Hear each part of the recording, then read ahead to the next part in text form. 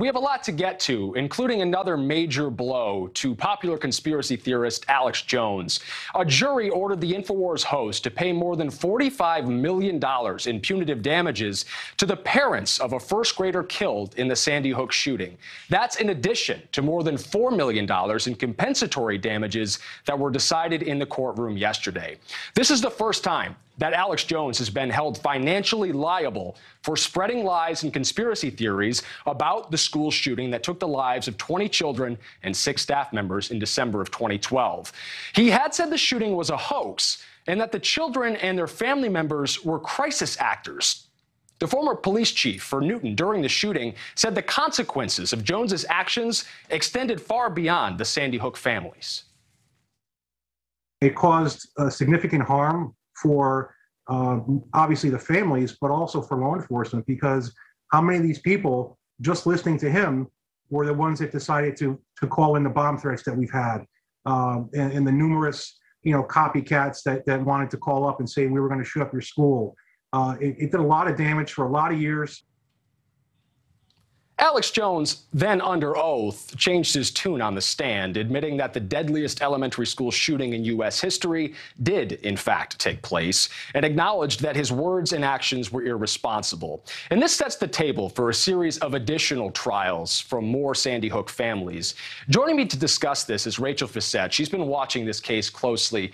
Rachel, I guess let's start with the compensatory damages and the punitive damages. What's the difference between the two, and how does the court decide on that dollar amount? Compensatory damages are meant to reimburse, if you will, a family for the economic damages that they have suffered as a result of a certain act. In this case, the family had to move over 10 times. They needed security. They had a lot of losses suffered in protecting themselves against the death threats and the people that were following Alex Jones and then telling them that they were a hoax. The mother said that she could not even visit her son at a grave because people would follow her wherever she went.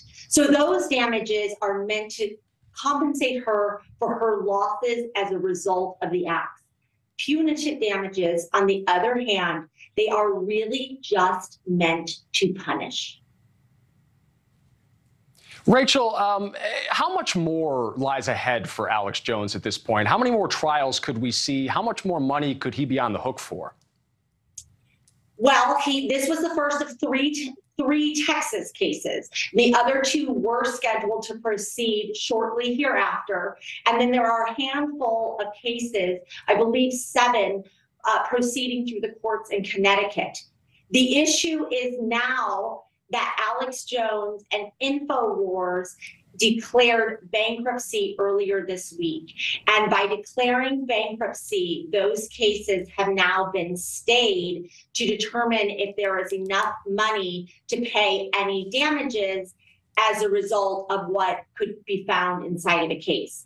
Now, some might say that he declared bankruptcy on behalf of InfoWars simply to delay the cases because things were looking pretty bad at the end of last week, the beginning of this week when he did this.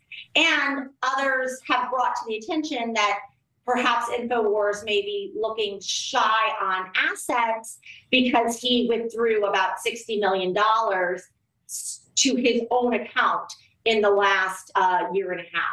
So those are the issues that are going on. So now there is possible bankruptcy fraud. They have to kind of work through the bankruptcy issues to determine how the rest of the cases will proceed.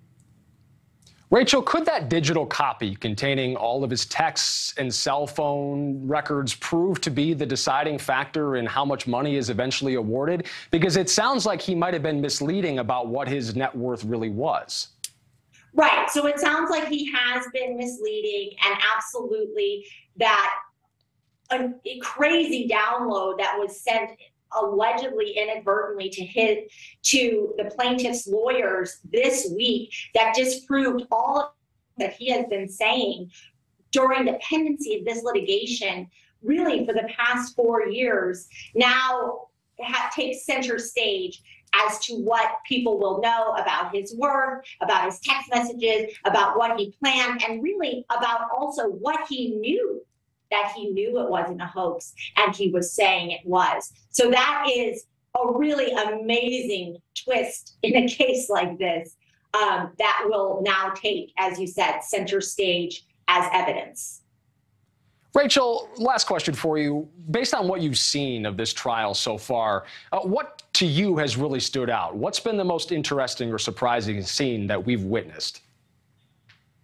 I think that his demeanor in the courtroom, while it's not surprising, the actual defense that his lawyers set forth as it relates to punitive damages is that his glasses were dirty, and they were dirtied by the lack of truth out there in the world during this time. And so how can we blame him when truth has become so misleading and information has been so misleading? Why would we blame someone for simply continuing to purvey more misleading facts to the public?